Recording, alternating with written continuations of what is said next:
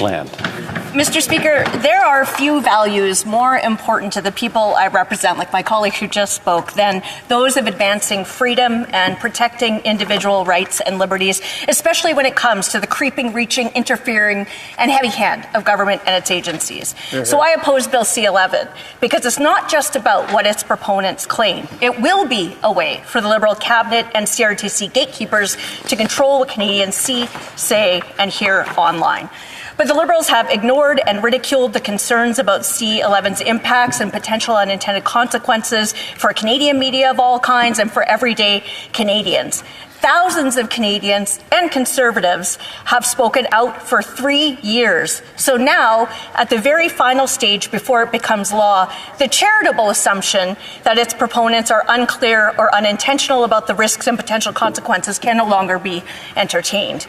Bill C-11 remains an attempt by the Liberals to regulate the internet with unprecedented powers for the CRTC with no clear guidelines or guardrails on those censorship powers.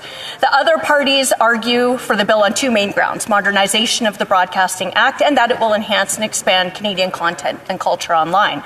But the truth is that Bill C-11 goes backwards on Canadians' successful online innovation, creativity, and entrepreneurialism by regulating it with the Broadcasting Act. And instead of promoting Canadian content as a whole, C-11 will instead pick winners and losers, prioritize and deprioritize content, and therefore shape what Canadians see regardless of their actual preferences, and whether Canadians can be seen or heard under its criteria, which will be decided by CRTC and ministers. To be clear on this point, I really don't care what party it is. This power in particular shouldn't be extended to any. And while, unlike the Liberals, Conservatives measure success by outcomes delivered, not money spent, the challenge how to best expand and promote Canadian content is clearly not going to be done as well by C-11 as it is already being done by the private sector. Hardly a surprise. For example, the Motion Picture Association of Canada is responsible for half of domestic media production and spent $5 billion in 2021 alone. That private and sector investment is 5 times the amount allotted in Bill C-11. It's more of the costly coalition's usual MO of spending lots of tax dollars regardless of results and despite the private sector's obvious leadership. It's a government gatekeeping and taxpayer-funded solution in search of a problem. The core problem with the way Bill C-11 deals with the concept of Canadian content is, one, it doesn't actually define it and enables politicians to tell the CRTC what it is, and two, any person or business may be restricted since their content can be pushed up or down if it's decided that they fit or if they're not Canadian enough. But Canadians don't have to decipher the truth from our back and forth here. Currently, the CRTC's definition of Canadian content often depends on copyright ownership, which big streaming services usually keep instead of, say, Canadian staff, locations, writers, actors, compositions, art, or stories. The power granted to politicians is clear in C-11 Section 7.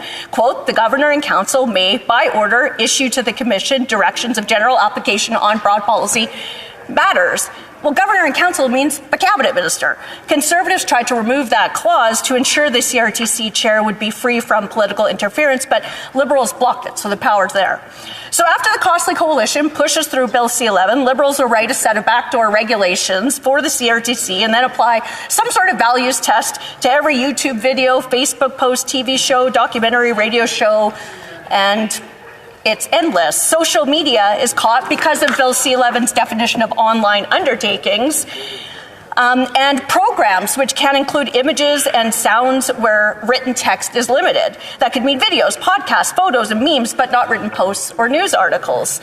Sections 9 and 10 could empower the CRTC to adopt these so-called discoverability rules that would force social media sites like YouTube to modify algorithms and affect how often videos are seen on social media feeds based on the yet-to-be-determined criteria for what is and isn't sufficiently Canadian.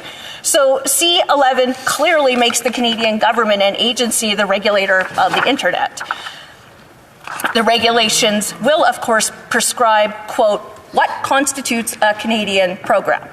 If the content isn't Canadian enough, it'll get slapped with fees, taxes, and it'll be censored. If it is Canadian enough, it'll continue just like content does now.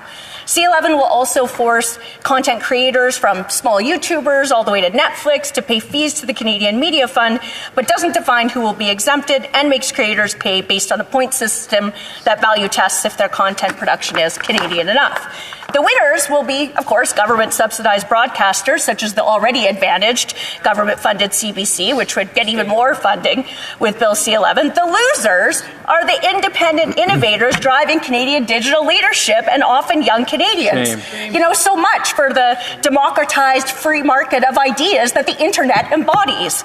Conservatives propose to define discoverability and limit government algorithm manipulation, as well as amendments to ensure greater transparency of the